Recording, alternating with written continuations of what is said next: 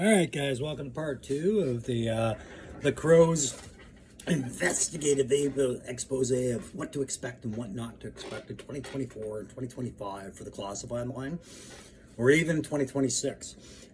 The hidden stuff that they're not talking about, because I believe there is something hidden that they're not talking about. They want to surprise us, guys. Yeah, they're going to let stuff leak. They're going to let you have some foresight, but every now and then, I think they're going to throw you something you didn't see.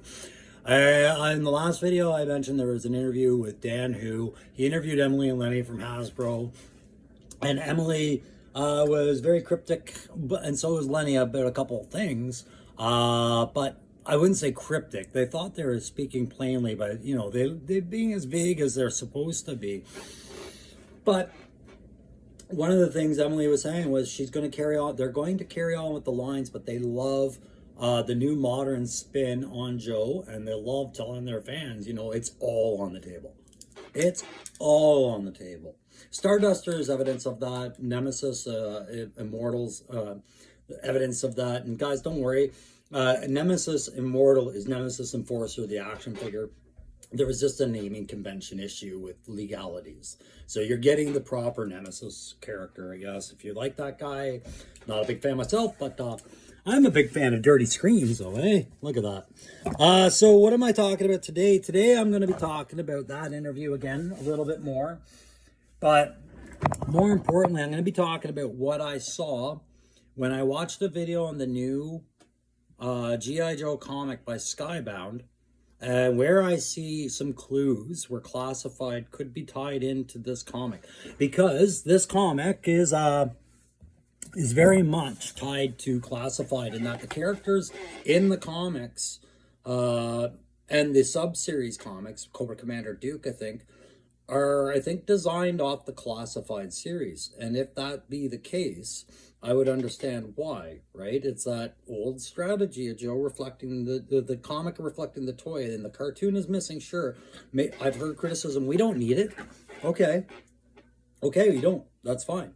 But this was an old strategy, and it's what sold the line back in the day. And in an age of tribute and all that other stuff, I could see it working again. So I'm going to go to part two here and explain why this one I have called Red Dawn of the Dead. Yeah, because that's pretty much where we're going with classified as far as the Skybound comic goes. So what's my explanation? Well, first off, if you didn't get this idea, remember the mole rats, right? You had a troop builder there of these Cobra miners, right? But they find Dark Energon. Thank you, Transformers crossover with G.I. Joe. And you have zombies already here. All right, now they're not white zombies. They're infected, whatever. Let's split those hairs. They're zombies, all right? Fuck me. That's not the end of it. I don't think that's the end of it. I don't know. I hope it's the end of it. I really do, but I don't think it is. Hear me out. Zombies have been a big thing for, 20 some odd years? Well, I mean, the resurgence since, 2004, Dawn of the Dead, probably. All right?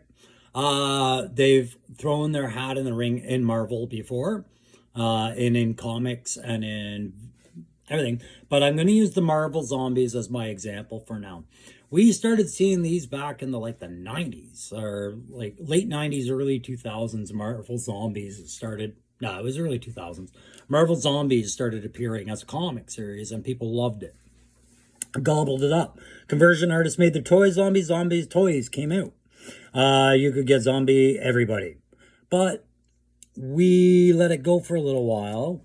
Everybody got zombie fever with the show Walking Dead and all of its spin-offs, and Shaun of the Dead, the movie, and all of these other... we beat the zombies by oversaturating the market with them. But Marvel brought it back again and said, we want to capitalize.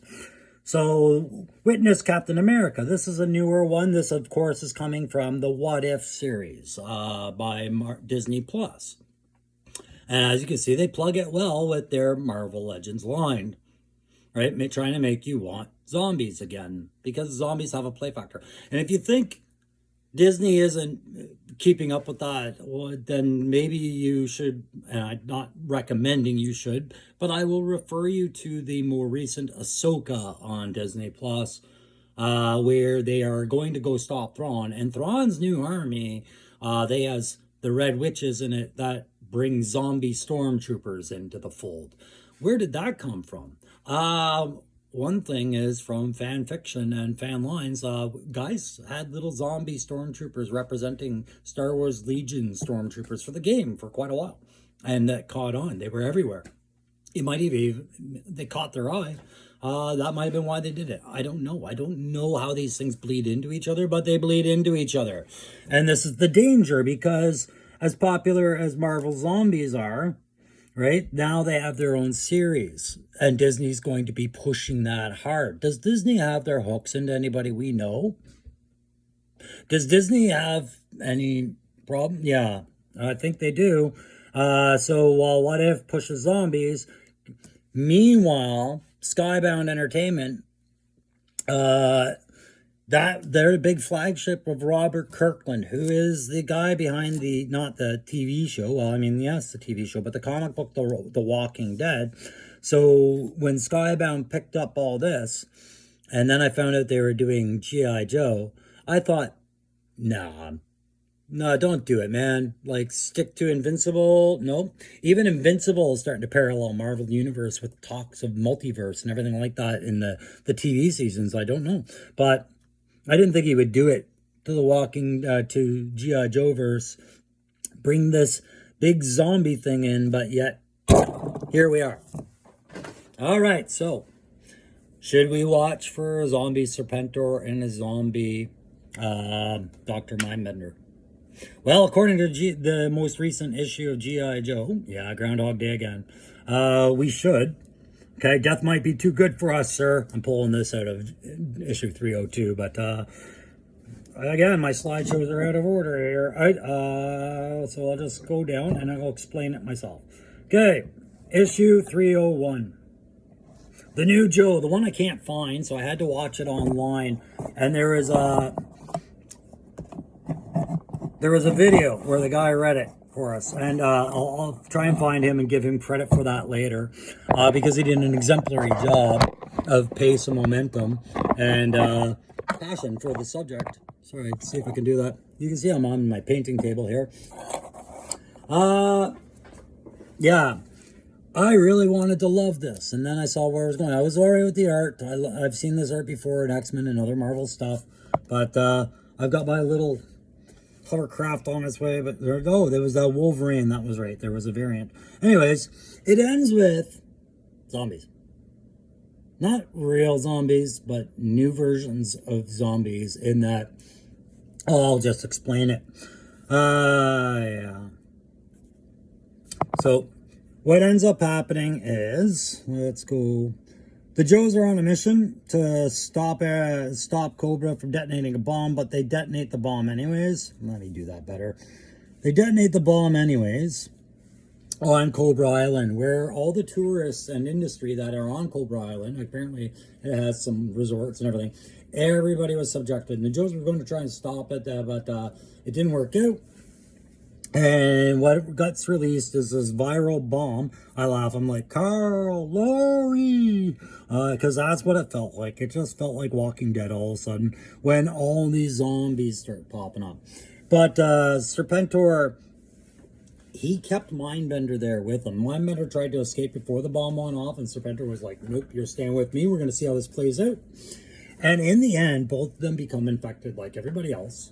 But they're coherent and they're aware of themselves and they're able to communicate. They're fully self-aware zombies. They know that their bodies are dead and that they have limitless stamina, strength, endurance, all that other stuff, and won't be killed with ease because they are now powerful. In a sub-story, yeah. In a sub-story, we get Laura 343 and Tom Collins appearing in here. In a story where Tom Collins basically gets killed by Cobra Commander, who they had captured and everything. Now, I had to look these characters up because I was like, interesting. I think I know who Tom Collins is. But I don't know who Laura 343 was because I wasn't collecting comics. But yeah, Cobra Commander kills Tom Collins in this. Spoiler alerts! Is this the right one? Yeah, it is. So in that, I suddenly found two characters that aren't reflected and classified. And I thought, what an interesting spin that would be. I don't know if we'd ever get a Tom Collins or a, sorry, not Tom Collins. I'm thinking of a drink. Wade Collins, this guy. Wade Collins, who is an old ally of Snake Eyes from back in the day in Vietnam. He was his buddy. But later became Fred too in the Crimson Guard. So we learn of Wade Collins through the Crimson Guard, and then I guess he comes back to being Joe Aligned, I suppose. And that's the story with Laura 343. These are two Crimson Guard agents that switched, okay? And that's all I needed to know about it, really. But that was two characters I was like, that would be an interesting classified character. For sure, having a Wade Collins or a Laura 343. Interesting. Should there be a Crimson Guard female troop builder with the Laura 343 head? I'd be voted for that, yeah. Pardon me while I just get through, scrap my slideshow for a sequence, but is that the only other cameo I picked up on there? Is that the only tidbit I see? No. There's something else that happens in this comic. As everybody's escaping, and meanwhile, at the same time, there's a C-130 with Wild Bill, Duke, and a bunch of others, and it's going down, and the whole comic is basically Duke and Wild Bill, while this countdown's going, trying to do this controlled crash with the C-130 because there's Joes on board and they want them, to come out prevailed. Subsequently, there's also a whale out there where they're trying to get away from the island before it blows. They're trying to get to the island, then they're trying to get away. But at some point, there's a new character in here that I see classified could do the Beta Bat. Okay, or this new bat. So they're talking. This new bat is more humanoid. I'm not sure what they're called. I thought they were called Beta Bats, but I think Beta and Alpha is just the name. But they're more humanoid looking than your traditional bat. Yet they're very much mechanized, like they're androids, right? Does that mean there's a new bat coming that we haven't seen coming yet? And if so, where would it be introduced? Is this an Iron Grenadier bat, perhaps? No. Probably something after. Probably not even going to happen. But for a conversion artist, there's a justification now to make humanoid-looking bats for Cobra. Interesting. Yeah. I thought those were two interesting tidbits.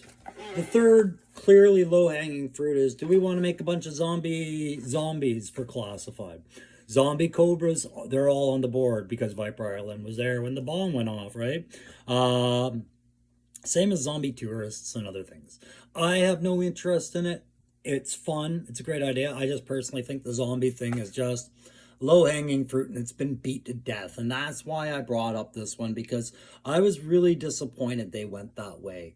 Robert Kirkland had a great property when he started with Walking Dead. But zombies were an easy to get tired of subject. While they're appealing to look at, the story never changes. And you see that when you see any zombie movie come out, it's already terrible like half the time because it's just repetitive. You're not bringing anything new to the table. And Classified, this new Joe series by Skybound to me isn't bringing much new to the table yet. I did look through 302 and 303. I see where they're going with it. Cobra Island's going to invade Springfield, like main Cobra headquarters. Cobra Commander's on the run from Zombie Serpentor now, and his armies. That has zero appeal to me. Absolutely none. And I don't even care how good the writing is. That whole premise is just old. And if this affects the classified toy line, I won't be surprised, but I'll be disappointed by that as well. Because remember, the comic was meant to reflect the classified line and the characters that as they appear, more or less. So you would hope that there would be a give and take there, but now I'm just saying, no, take it. I don't give us anything back from that comic except maybe Wade Collins and Laura 343. Possibly a bat, but don't bring me a zombie Serpentor. I don't want it. Ugh, pardon me. That's what I think about that. Hey, listen, that's it for part 2, guys. If you like that, you do that. Part 3 is, what am I talking about in part 3? Oh my. Part 3 is going to be me focusing a lot more on what Emily said during that interview with Dan Who. And when we talk about other lines and how cryptic I think she was being, or, you know, read between the lines, you know, or you assume much, you consumers, you, that kind of suspicion. The other thing is, I wonder if anybody else who watched this interview picked it up when Lenny looked like he shook himself at one point, like he leaked something and wanted to overcorrect. There is a point where Lenny is talking about earlier in the interview, I should say, where Lenny is expressing what he thinks they need in the line, what they don't, and at one point he goes, and we all know we need more sci-fi in the line, right? And then it's like he caught himself, like, oh, you just dropped a named character. You probably should have said science fiction in the full term. But it was like this hesitance, and then he said, well, I'm not giving anything away, right? And then it was like he was waiting for someone to say, no, you're good, but almost immediately realized that wasn't going to happen. So he's like, no. What if Lenny accidentally leaked a surprise for the end of 2024 and or start of 2025 with sci-fi coming, which is yet another possibility for that mole rat suit? That could be what Viper Island says is airtight, or what I says is airtight and blowtorch. It could also be sci-fi. I don't know. It'll be interesting to find out. Hey guys, stick around for that third video. It'll be with you shortly, and then I'll see you soon.